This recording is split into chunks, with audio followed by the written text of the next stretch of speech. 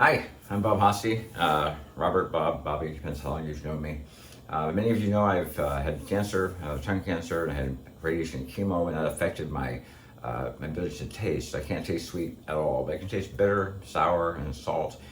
So sourdough bread's great, especially with IPA beer, which is bitter. But I want to teach you my way of doing that. My friends have asked for the recipe, and you're basically looking at flour, salt, and water, and that's going to make the sourdough bread. Nothing special. It's more the process, and I'll show you how I make it. There's a lot of videos online showing you how to do this and different ways not to do it. Truth is, it depends on the kinds of flour you're using. It depends on how warm your place is. It depends on your patience. But I'm going to walk you through this over the course of a number of days. So today is Saturday, and we're going to bake bread a week from Saturday, the day after, that following morning. So it's going to be a week and a day on that Sunday morning. So starting off with, we're going to look at having measuring flour and water in equal amounts. We're going to mix those together, let it sit for a day, throw about half of it out, mix again flour and water, let it sit for a day, and do the same thing. It sounds crazy on your counter. You think, well, it's going to go bad. It won't. So we're going to start off with flour. I use whole wheat flour to make my sourdough starter. Now you can use white flours and other flours to make the bread, but the sourdough starter does better for me if I use an actual whole wheat flour. I use Bob's Red Mill, not because of the name, but because it says right on the bag, it's America's best baking flour. So I believe it. It's high quality stuff though.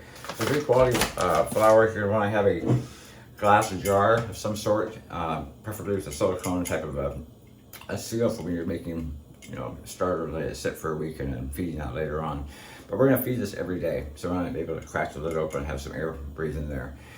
And that's going to allow it to pick up, it's going to sound strange, but actual microbes in the air of yeast, naturally occurring yeast. And where you live, it's going to have its own flavor. It's going to pick up its own nuances. Have that.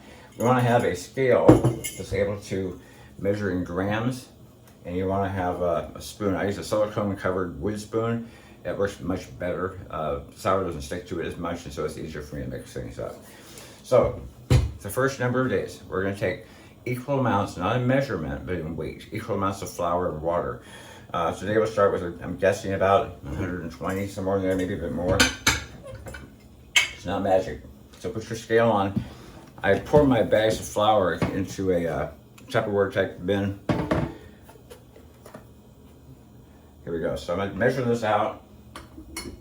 And this is not, don't get really retentive on this, it's about. So I'm gonna go with all right, so 130 grams. So I have 130 grams of flour. I'm gonna have 130 grams of water. And again, use bottled water or non-chlorinated water. If you have chlorine, it can mess with your science. So either use your math and double. So 130 times 2 is 260. If bad math isn't easy for you, reset your scale and then measure the exact same amount or weight with the water in there. So we're gonna pour in 130 grams of water. All right, from there, I have a basic flour and water mix. I'm just gonna take my spoon and I'm mixing ingredients until all of it has gotten moist. And there's no dry spots in the flour. So you look through your jar, if you see a dry spot in the flour at the bottom, it's not quite mixed well enough yet. We use a clear jar for a reason, partly to make sure we mix it well, and also to make sure that we can see how much it's rising and how the bubbles look inside, and it's works pretty well. So when you first do this, it's gonna be very, very cakey-like, right? It's cookie dough. Tomorrow, it will look slightly different. Each day, it's gonna have more and more of a sourdough look to it, which is bubbly.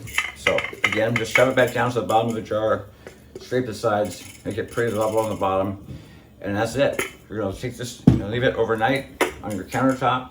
If you want to make it go faster, you can put it on top, maybe in areas a bit warmer in your kitchen, not the stove. But just set it aside, and again, it's very, very cakey, very cookie dough looking, and it will change overnight each time you do this. You'll start making bread at the end. This is just making a sourdough starter for now.